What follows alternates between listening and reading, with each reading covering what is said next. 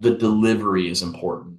I can be authoritative, but my delivery is important in certain situations. I was just saying this. I tell people all the time, what if I've got a team member? Watch this. And let me just ask, do you think that that if I don't have any authoritative, that it opens the door for people to take advantage of me?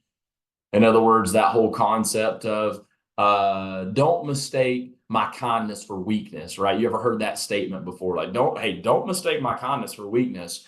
This is not about being weak or not, but I will say sometimes another con is to this is sometimes people can misunderstand you, right? And so it's got to be super situational. So I said write down, work on your delivery.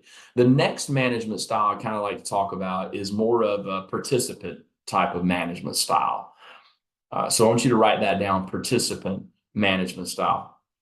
Some of the things that you and I would look at as it relates to being a participant type of manager, these are people that they encourage team participation in the decision-making process. So when it's time to make a decision, I'm trying to get people involved, to get perspective, to get opinions, to get previous experience from them.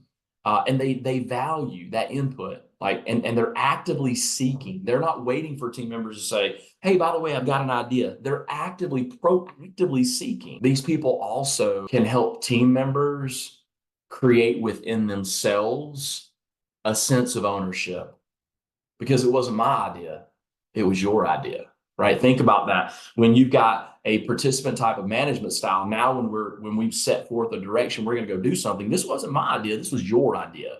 As a team, as a collective, yeah, 100%, Jeff. It creates an insane amount of buy-in. So where are some times where that needs to happen, right?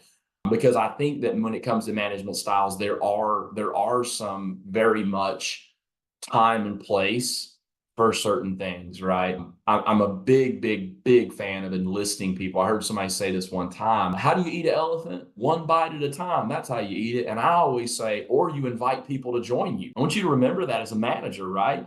When you're tackling all these tall tasks as a manager, think about how I can delegate and get people involved, to get people to rally around the idea, to rally around the initiative. And it doesn't mean you got to go and go, I don't have any answers for this. Like your team doesn't need to hear that from you, by the way. I don't have the answer to this. But there are times where you say things like, I have my ideas and I have my thoughts, but I value your opinion a lot.